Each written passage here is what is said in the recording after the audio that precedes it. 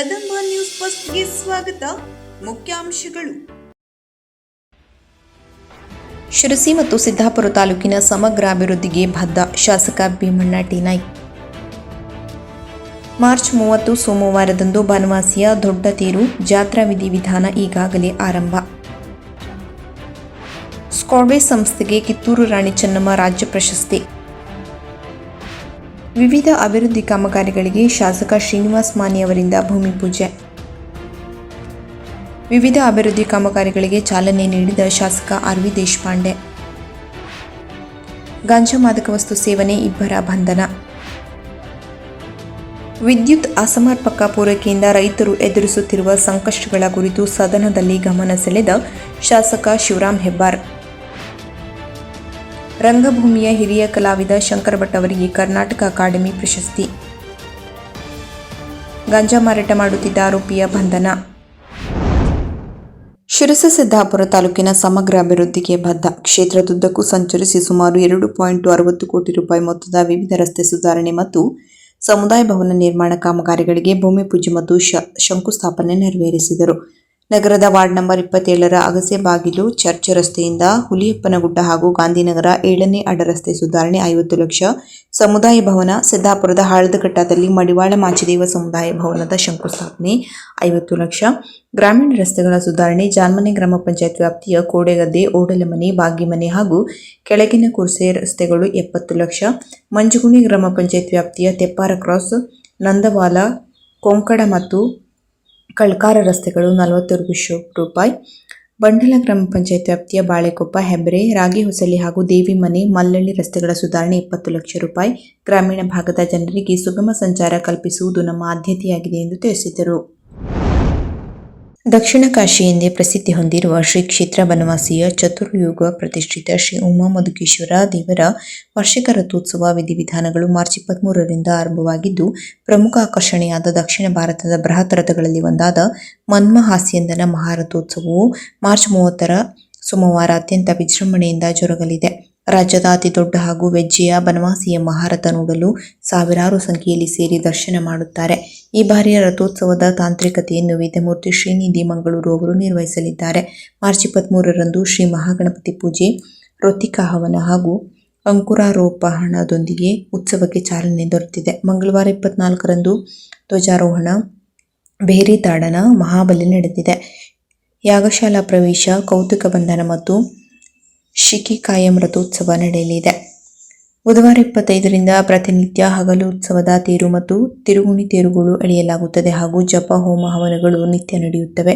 March 26ರಂದು ವೃಷಭ ಯಂತ್ರೋತ್ಸವ, 27ರಂದು ಪುಷ್ಪ ಮಂಜೂರಿ ಯಂತ್ರೋತ್ಸವ, 28ರಂದು ಸಿಂಹ ಯಂತ್ರೋತ್ಸವ ನಡೆಯಲಿದೆ. ರವಿವಾರ 29ರಂದು ಹೂವಿನ ತೇರು ನಡೆಯಲಿದ್ದು, ನಿತ್ಯದಂತೆ ಬಲಿ ಹಾಗೂ ಹವನ, ಚಿಕ್ಕ ತೇರುಗಳ ನಂತರ ರಾತ್ರಿ 10:30ರ ಬಳಿಕ ಹೂವಿನ ತೇರಿನ ರಥೋತ್ಸವ ನಡೆಯಲಿದೆ. ಸೋಮವಾರ 30ರಂದು ಶ್ರೀ ಉಮಾಮಧುಕೇಶ್ವರ ದೇವರ ಶ್ರೀ ಮನ್ಮಹಾಸ್ಯಂದನ ರಥೋತ್ಸವ ನಡೆಯಲಿದೆ. ಅಂದು ಬೆಳಿಗ್ಗೆ ವಿಜೃಂಭಣೆಯ ಪಲ್ಲಕ್ಕಿ ಉತ್ಸವದಲ್ಲಿ ಬಂದು ರಥಾರೂಢರಾಗುವ ಶ್ರೀ ಉಮಾಮಧುಕೇಶ್ವರ ದೇವರ ಮದುವೆಯ ಸಂಭ್ರಮ ಅಲ್ಲೇ ನಡೆಯುತ್ತದೆ. ಬೆಳಿಗ್ಗೆ 11 ಗಂಟೆಯ ನಂತರ ರಥವೇರುವ ಶ್ರೀದೇವರ ದರ್ಶನಕ್ಕಾಗಿ ಸಾವಿರಾರು ಸಂಖ್ಯೆಯಲ್ಲಿ ಭಕ್ತಜನ ಸರತಿ ಸಾಲಿನಲ್ಲಿ ದರ್ಶನ ಪಡೆಯಲು ಪ್ರಾರಂಭಿಸುವರು. ದರ್ಶನ ಮಧ್ಯರಾತ್ರಿ 11 ಗಂಟೆಯವರೆಗೂ ನಡೆಯುತ್ತದೆ. ನಂತರ ರಥೋತ್ಸವ ಆರಂಭಗೊಂಡು ರಥ ನೆಲೆಗೊಳ್ಳಲು ಮರುದಿನ ಬೆಳಗಿನ ಜಾವ ಮಂಗಳವಾರ 31ರಂದು ಕುಂಕುಮೋತ್ಸವ ನಡೆಯಲಿದ್ದು, ಏಪ್ರಿಲ್ 1ರಂದು ಅವಭೃತ ತೀರ್ಥಸ್ನಾನದೊಂದಿಗೆ ಜಾತ್ರೆಯ ವಿಧಿವಿಧಾನಗಳು ಸಂಪೂರ್ಣಗೊಳ್ಳಲಿವೆ. ಮಹಾರಥೋತ್ಸವದ ದಿನ ಸಂತರ್ಪಣೆ ನಡೆಯಲಿದ್ದು, ವಿವಿಧ ಸ್ವಯಂ ಸೇವಕರಿಂದ ಲಘು ಪಾನೀಯ ಹಾಗೂ ಪ್ರಸಾದ ವ್ಯವಸ್ಥೆ ಇರುತ್ತದೆ. ಭಕ್ತಾದಿಗಳು ಹೆಚ್ಚಿನ ಸಂಖ್ಯೆಯಲ್ಲಿ ಭಾಗವಹಿಸಿ ಶ್ರೀದೇವರ ಕೃಪೆಗೆ ಪಾತ್ರರಾಗಬೇಕೆಂದು ದೇವಸ್ಥಾನದ ಆಡಳಿತ ಮಂಡಳಿ ಪರವಾಗಿ ಅಧ್ಯಕ್ಷರಾದ ಸುಧಾಕರ್ ಹೇಮಾದ್ರಿ ಅವರು ತಿಳಿಸಿದ್ದಾರೆ. ಮಹಿಳಾ ಮತ್ತು ಮಕ್ಕಳ ಸಂರಕ್ಷಣೆ ಮತ್ತು ಅಭಿವೃದ್ಧಿ ಕ್ಷೇತ್ರದಲ್ಲಿ ಮಾಡಿರುವ ಗಣನೀಯ ಸಾಧನೆಯನ್ನು ಪರಿಗಣಿಸಿ ಸ್ಕಾಡ್ವೇ ಸಂಸ್ಥೆಗೆ ಕರ್ನಾಟಕ ಸರ್ಕಾರ ಕಿತ್ತೂರು ರಾಣಿ ಚೆನ್ನಮ್ಮ ಪ್ರಶಸ್ತಿ ನೀಡಿ ಗೌರವಿಸಿದೆ. ಇಂದು ಬೆಂಗಳೂರಿನ ರವೀಂದ್ರ ಕಲಾಕ್ಷೇತ್ರದಲ್ಲಿ ನಡೆದ ಅಂತಾರಾಷ್ಟ್ರೀಯ ಮಹಿಳಾ ದಿನಾಚರಣೆ ಹಾಗೂ ಕಿತ್ತೂರು ರಾಣಿ ಚೆನ್ನಮ್ಮ ರಾಜ್ಯ ಪ್ರಶಸ್ತಿ ಪ್ರದಾನ ಸಮಾರಂಭದಲ್ಲಿ ಸ್ಕಾಡ್ವೇ ಸಂಸ್ಥೆಯ ಅಧ್ಯಕ್ಷರು ಹಾಗೂ ಹಂಪಿ ಕನ್ನಡ ವಿಶ್ವವಿದ್ಯಾಲಯದ ವಿಶ್ರಾಂತ ಕುಲಪತಿಗಳಾದ ಡಾಕ್ಟರ್ ಇ.ಚಿ. ಬೋರಲಿಂಗಯ್ಯನವರು ಈ ಪ್ರಶಸ್ತಿಯನ್ನು ಸ್ವೀಕರಿಸಿದ್ದಾರೆ. ಪ್ರಶಸ್ತಿ ವಿತರಿಸಿ ಮಾತನಾಡಿದ ಮಹಿಳಾ ಮತ್ತು ಮಕ್ಕಳ ಅಭಿವೃದ್ಧಿ ಹಾಗೂ ವಿಕಲಚೇತನ ಮತ್ತು ಹಿರಿಯ ನಾಗರಿಕರ ಸಬಲೀಕರಣ ಇಲಾಖಾ ಸಚಿವೆ ಶ್ರೀಮತಿ ಲಕ್ಷ್ಮೀ ಹೆಬ್ಬಾಳ್ಕರ್ ಅವರು ಸ್ಕಾಡ್ವೇಸ್ ಸಂಸ್ಥೆಯ ಸಾಮಾಜಿಕ ಕಳಕಳಿಯನ್ನು ಮುಕ್ತಕಂಠದಿಂದ ಪ್ರಶಂಸಿಸಿದ್ದರಲ್ಲದೆ, ಮಹಿಳಾ ಮತ್ತು ಮಕ್ಕಳ ಕ್ಷೇತ್ರದಲ್ಲಿ ಸುದೀರ್ಘವಾಗಿ ಸೇವೆ ಸಲ್ಲಿಸುತ್ತಾ ಬಂದಿರುವ ಸ್ಕಾಡ್ವೇಸ್ ಸಂಸ್ಥೆ ಇತರ ಸಂಸ್ಥೆಗಳಿಗೂ ಮಾದರಿ ಎಂದರು. ಸ್ಥಳೀಯ ಪುರಸಭೆ ವ್ಯಾಪ್ತಿಯ ದರ್ಗಾ ಪ್ರದೇಶದ ಮುಸ್ಲಿಂ ಸಮುದಾಯದ ಕಬರಸ್ಥಾನದಲ್ಲಿ ನಾನಾ ಅಭಿವೃದ್ಧಿ ಕಾಮಗಾರಿಗಳಿಗೆ ಶಾಸಕ ಶ್ರೀನಿವಾಸ್ ಮಾನ್ವಿ ಭೂಮಿ ಪೂಜೆ ನೆರವೇರಿಸಿದರು. 2025-26ನೇ ಸಾಲಿನ ಶಾಸಕರ ಸ್ಥಳೀಯ ಪ್ರದೇಶ ಅಭಿವೃದ್ಧಿ ನಿಧಿಯಡಿ 5 ಲಕ್ಷ ರೂಪಾಯಿ ವೆಚ್ಚದಲ್ಲಿ ಕಬರಸ್ಥಾನ ಶೆಡ್ ನಿರ್ಮಾಣ, 2 ಲಕ್ಷ ರೂಪಾಯಿ ವೆಚ್ಚದಲ್ಲಿ ಹೈಮಾಸ್ಟ್ ದೀಪ ಅಳವಡಿಕೆ ಕಾಮಗಾರಿಗೆ ಚಾಲನೆ ನೀಡಿ ಮಾತನಾಡಿದ ಅವರು, ಸಮುದಾಯದ ಬೇಡಿಕೆಯಂತೆ ಕೈಗೊಳ್ಳಲಾಗುತ್ತಿರುವ ಕಾಮಗಾರಿಗಳು ಕಬರಸ್ಥಾನದ ಸ್ವಚ್ಛತೆ ಹಾಗೂ ಸೌಲಭ್ಯಗಳನ್ನು ಹೆಚ್ಚಿಸುವಲ್ಲಿ ಮಹತ್ವದ್ದಾಗಿದೆ. ಕಬರಸ್ಥಾನವು ಕೇವಲ ಅಂತಿಮ ವಿಧಿವಿಧಾನಗಳ ಸ್ಥಳವಲ್ಲ, ಅದು ನಮ್ಮ ಸಂಸ್ಕೃತಿ ಮತ್ತು ಪರಂಪರೆಯ ಪ್ರತಿಬಿಂಬವಾಗಿದೆ. ಇಲ್ಲಿ ಅಗತ್ಯ ಮೂಲ ಸೌಕರ್ಯಗಳನ್ನು ಕಲ್ಪಿಸುವುದು ನಮ್ಮ ಕರ್ತವ್ಯವಾಗಿದೆ. ಸಮುದಾಯದ ಬೇಡಿಕೆಗಳನ್ನು ಹಣಕಾಸಿನ ಲಭ್ಯತೆ ಆಧರಿಸಿ ಹಂತ ಹಂತವಾಗಿ ಈಡೇರಿಸುವುದಾಗಿ ಭರವಸೆ ನೀಡಿದರು. ಪುರಸಭೆ ಮಾಜಿ ಅಧ್ಯಕ್ಷ ಖುರ್ಷಿದ್ ಅಹಮದ್ ಹುಲ್ಲತಿ, ಮುಖಂಡರಾದ ಗುಲಾಬ್ ಸಾಬ್ ಬಡಗಿ, ಬಾಬಾಜಾನ್ ಕೊಂಡವಾಡಿ, ನಿಯಾಜ್ ಸರ್ವಿಕೇರಿ, ಮುಕ್ತಾರ್ ಗೌಂಡಿ, ಫಾರೂಕ್ ಅಕ್ಕಿವಳ್ಳಿ, ಸಿಕಂದರ್ ವಾಲಿಕಾರ್, ಜಾಫರ್ ಬಾಳೂರ್, ಶಿವು ಭದ್ರಾವತಿ, ಅಶೋಕ್ ಹಲಸೂರ್, ಗೌಸ್ ತಂಡೂರ್, ಅಬ್ದುಲ್ ಖಾದರ್ ಗಣಜೂರ್, ರಿಹಾಜ್ ಸರ್ವಿಕೇರಿ ಸೇರಿದಂತೆ ಇನ್ನೂ ಹಲವರು ಹಾಜರಿದ್ದರು. ಕರ್ನಾಟಕ ಪ್ರಾಂತ ರೈತ ಸಂಘದ ನಿರಂತರ ಹೋರಾಟ ಹಾಗೂ ಶಾಸಕ ಆರ್. ವಿ. ದೇಶಪಾಂಡೆ ಅವರ ವಿಶೇಷ ಪ್ರಯತ್ನದಿಂದಾಗಿ ಜೊಯ್ಡಾ ತಾಲೂಕಿನ ವಿವಿಧ ಹಳ್ಳಿಗಳಲ್ಲಿ ದಶಕಗಳ ಬೇಡಿಕೆಯಾಗಿದ್ದ ರಸ್ತೆ, ಸಾರಿಗೆ ಮತ್ತು ವಿದ್ಯುತ್ ಸೌಲಭ್ಯಗಳು ಲಭ್ಯವಾಗುತ್ತಿವೆ. ಈ ಹಿನ್ನೆಲೆಯಲ್ಲಿ ಅಭಿವೃದ್ಧಿ ಕಾರ್ಯಗಳಿಗೆ ಸ್ಪಂದಿಸಿದ ಶಾಸಕರಿಗೆ ಹಳಿಯಾಳದಲ್ಲಿ ಕರ್ನಾಟಕ ಪ್ರಾಂತ ರೈತ ಸಂಘದ ವತಿಯಿಂದ ಸನ್ಮಾನಿಸಿ ಗೌರವಿಸಲಾಯಿತು. ತಾಲೂಕಿನ ಕುಂಡಲ ವಸತಿ ಹಾಗೂ ಕಾರ್ಟೋಲಿಗೆ ಗ್ರಾಮಗಳಿಗೆ ನೂತನವಾಗಿ ಬಸ್ ವ್ಯವಸ್ಥೆಯನ್ನು ಕಲ್ಪಿಸಲಾಗಿದೆ. ಕುಂಡಲ ಮತ್ತು ಕಾರ್ಟೋಲಿ ಗ್ರಾಮಗಳ ಮನೆಗಳಿಗೆ ವಿದ್ಯುತ್ ಸಂಪರ್ಕ ನೀಡಲಾಗಿದ್ದು, ಇನ್ನುಳಿದ 16 ಮನೆಗಳಿಗೂ ಶೀಘ್ರವೇ ವಿದ್ಯುತ್ ನೀಡುವ ಭರವಸೆ ಸಿಕ್ಕಿದೆ. ಕಂಸಬಾ ಗ್ರಾಮದ 2 ಕಿಲೋಮೀಟರ್ ರಸ್ತೆ ನಿರ್ಮಾಣಕ್ಕೆ 20 ಲಕ್ಷ ರೂಪಾಯಿ ಮಂಜೂರಾಗಿದೆ. ಅಲ್ಲದೆ ಕಿರವತಿಯಿಂದ 2 ಕಿಲೋಮೀಟರ್ ರಸ್ತೆಯ ಮರು ಡಾಂಬರೀಕರಣ ಪೂರ್ಣಗೊಂಡಿದ್ದು, ಸಾರ್ವಜನಿಕರ ಸಂಚಾರಕ್ಕೆ ಅನುಕೂಲವಾಗಿದೆ. ಕಾರ್ಟೋಲಿಯಿಂದ ವಾಗೇಲಿವರೆಗೆ ರಸ್ತೆ ಮರು ಡಾಂಬರೀಕರಣ ಮಾಡುವ ಭರವಸೆಯನ್ನು ಶಾಸಕರು ಇದೇ ಸಂದರ್ಭದಲ್ಲಿ ನೀಡಿದ್ದಾರೆ. ತಾಲೂಕಿನ ಕುಗ್ರಾಮಗಳ ಸಮಸ್ಯೆಗಳಿಗೆ ಸ್ಪಂದಿಸಿ ಮೂಲಭೂತ ಸೌಕರ್ಯ ಒದಗಿಸಿದ ಶಾಸಕರ ಕಾರ್ಯವೈಖರಿಯನ್ನು ರೈತ ಸಂಘದವರು ಶ್ಲಾಘಿಸಿದರು. ಈ ಸಂದರ್ಭದಲ್ಲಿ ಕರ್ನಾಟಕ ಪ್ರಾಂತ ರೈತ ಸಂಘದ ಜೊಯ್ಡಾ ತಾಲೂಕು ಅಧ್ಯಕ್ಷ ಪ್ರೇಮಾನಂದ್ ವಿಲೀಫ್, ಕಾರ್ಯದರ್ಶಿ ರಾಜೇಶ್ ವಗಡ, ಮುಖಂಡರಾದ ದಯಾನಂದ್ ನಾಯ್ಕ್ ಹಾಗೂ ವಿಠೋಬಾ ವೇಲಿಪ್ ಹಾಜರಿದ್ದರು. ಗಾಂಜಾ ಮಾದಕ ವಸ್ತು ಸೇವಿಸಿದ ಬಗ್ಗೆ ವೈದ್ಯಕೀಯ ಪರೀಕ್ಷೆ ದೃಢಪಟ್ಟ ಹಿನ್ನೆಲೆಯಲ್ಲಿ ಶಿರಸಿಯ ಹೊಸ ಮಾರುಕಟ್ಟೆ ಪೊಲೀಸರು ಇಬ್ಬರನ್ನು ಬಂಧಿಸಿದ ಘಟನೆ ಜರುಗಿದೆ. ಅಬ್ದುಲ್ ಗಣಿ ಪ್ರಾಯ 25 ವರ್ಷ, ವೃತ್ತಿ ಕೂಲಿ, ವಿಳಾಸ ಕಸ್ತೂರ್ಬಾ ನಗರ. ಕೃಷ್ಣ ಆಚಾರ್ಯ 19 ವರ್ಷ, ಬಚ್ಗಾಂವ್ ಬಂಧಿತ ಆರೋಪಿಯಾಗಿದ್ದಾರೆ. ಶಿರಸಿ ನಗರದ ಸ್ಟೇಡಿಯಂ ಹತ್ತಿರ ಸಿಕ್ಕವರಿಗೆ ಗಾಂಜಾ ಅಮಲು ಪದಾರ್ಥ ಸೇವನೆ ಮಾಡಿರುವ ಸಂಶಯದ ಮೇಲೆ ವಶಕ್ಕೆ ಪಡೆದು ನಗರದ ಪಂಡಿತ್ ಸಾರ್ವಜನಿಕ ಆಸ್ಪತ್ರೆಯಲ್ಲಿ ವೈದ್ಯಕೀಯ ಪರೀಕ್ಷೆಗೆ ಒಳಪಡಿಸಲಾಗಿತ್ತು. ಗಾಂಜಾ ಸೇವನೆ ಮಾಡಿರುವುದು ದೃಢಪಟ್ಟಿದ್ದರಿಂದ ಶಿರಸಿ ಹೊಸ ಮಾರುಕಟ್ಟೆ ಪೊಲೀಸ್ ಠಾಣೆಯಲ್ಲಿ ಎನ್ಡಿಪಿಎಸ್ ಕಾಯ್ದೆಯಡಿ ಪ್ರಕರಣ ದಾಖಲಿಸಲಾಗಿದೆ. ಉತ್ತರ ಕನ್ನಡ ಜಿಲ್ಲಾ ಪೊಲೀಸ್ ವರಿಷ್ಠಾಧಿಕಾರಿಗಳಾದ ಶ್ರೀ ದೀಪನ್ ಎಂಎನ್ ಐಪಿಎಸ್, ಹೆಚ್ಚುವರಿ ಪೊಲೀಸ್ ಅಧೀಕ್ಷಕರಾದ ಶ್ರೀ ಜಿ. ಕೃಷ್ಣಮೂರ್ತಿ, ಶ್ರೀ ಜಗದೀಶ್ ಎಂ ಹಾಗೂ ಶ್ರೀ ಉಪವಿಭಾಗದ ಡಿಎಸ್ಪಿ ಶ್ರೀಮತಿ ಗೀತಾ ಪಾಟೀಲ್, ವೃತ್ತ ನಿರೀಕ್ಷಕರಾದ ಶ್ರೀ ಶಶಿಕಾಂತ್ ವರ್ಮರವರ ಮಾರ್ಗದರ್ಶನದಲ್ಲಿ ಶಿರಸಿ ಹೊಸ ಮಾರುಕಟ್ಟೆ ಪೊಲೀಸ್ ಠಾಣೆ ಪಿಎಸ್ಐ ಬಸವರಾಜ್ ಕನಶೆಟ್ಟಿರವರ ನೇತೃತ್ವದಲ್ಲಿ ಸಿಬ್ಬಂದಿಗಳಾದ ಸಂದೀಪ್, ರಾಕೇಶ್, ಸಂತೋಷ್, ಅರುಣ್, ಮಂಜುನಾಥ್, ಹನುಮಂತ್ ವಾಲಿಕಾರ್ ಕಾರ್ಯಾಚರಣೆಯಲ್ಲಿ ಭಾಗವಹಿಸಿದ್ದರು.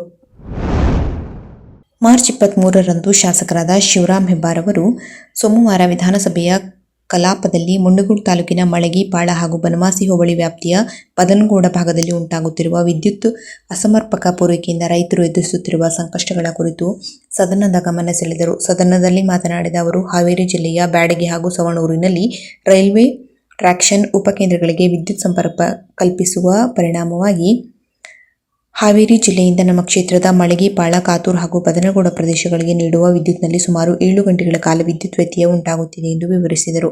ಇದರ ಪರಿಣಾಮವಾಗಿ ಕೃಷಿಯನ್ನೇ ಅವಲಂಬಿಸಿಕೊಂಡು ಜೀವನ ಸಾಗಿಸುತ್ತಿರುವ ರೈತರು ತೀವ್ರ ಸಮಸ್ಯೆಯನ್ನು ಎದುರಿಸುತ್ತಿದ್ದಾರೆ ಎಂದರು. ಅದನ್ನು ಮನಗೊಂಡು ಮುಂಡಗೋಡ ತಾಲೂಕಿನ ಕಾತೂರು ಗ್ರಾಮದಲ್ಲಿ ಈಗಾಗಲೇ ಸುಮಾರು 1 ಎಕರೆ ಜಾಗವನ್ನು ವಿದ್ಯುತ್ ಗ್ರಿಡ್ ನಿರ್ಮಾಣಕ್ಕಾಗಿ ಮೀಸಲಾಗಿಡುತ್ತಿದ್ದು, ಈ ಸ್ಥಳದಲ್ಲಿ 110 ಕೆವಿ ಸಾಮರ್ಥ್ಯದ ನೂತನ ಗ್ರಿಡ್ ಮಂಜೂರು ಮಾಡುವಂತೆ ಸಂಬಂಧಿಸಿದ ಸಚಿವರಿಗೆ ಸಲ್ಲಿಸಿದರು.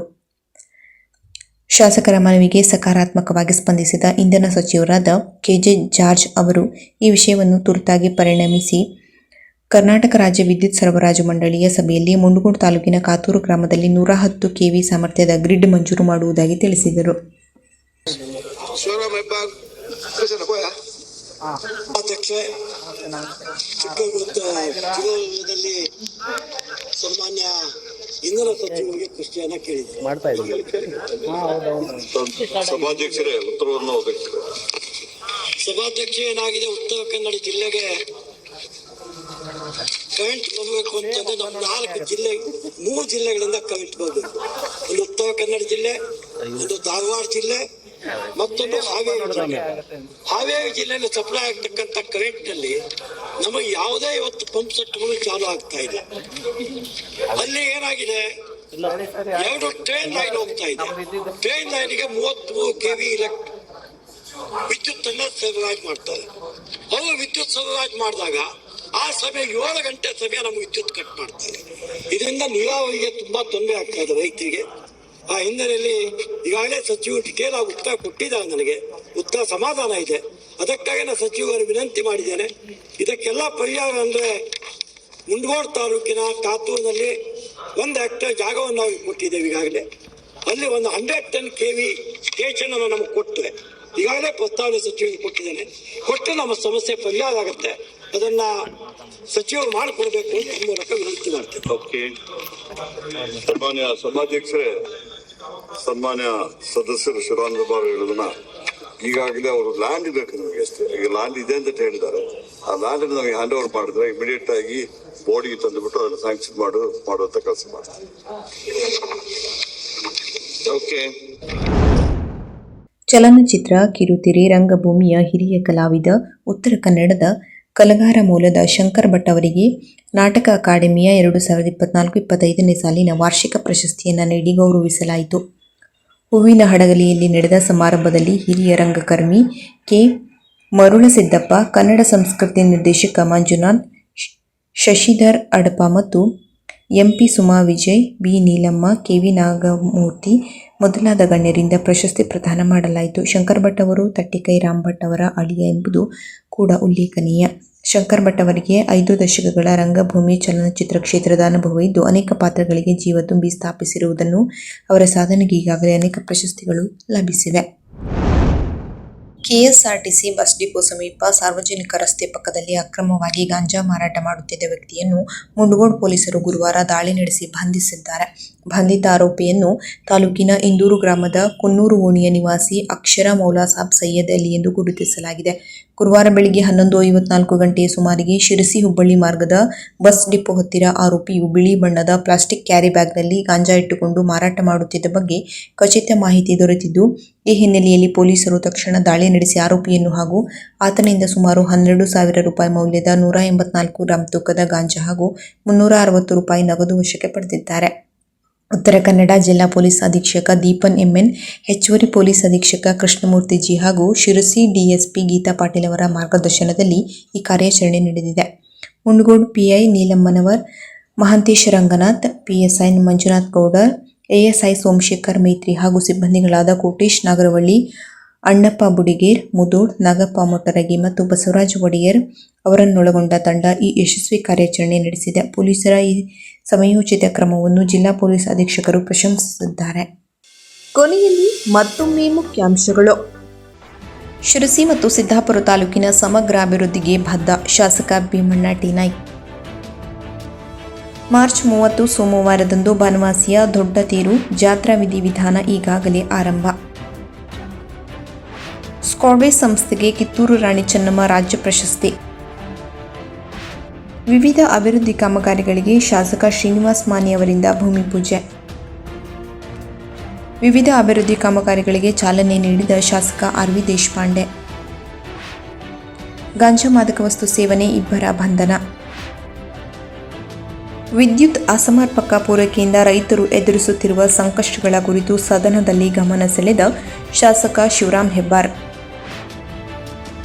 ರಂಗಭೂಮಿಯ ಹಿರಿಯ ಕಲಾವಿದ ಶಂಕರ್ ಭಟ್ ಅವರಿಗೆ ಕರ್ನಾಟಕ ಅಕಾಡೆಮಿ ಪ್ರಶಸ್ತಿ. ಗಾಂಜಾ ಮಾರಾಟ ಮಾಡುತ್ತಿದ್ದ ಆರೋಪಿಯ ಬಂಧನ.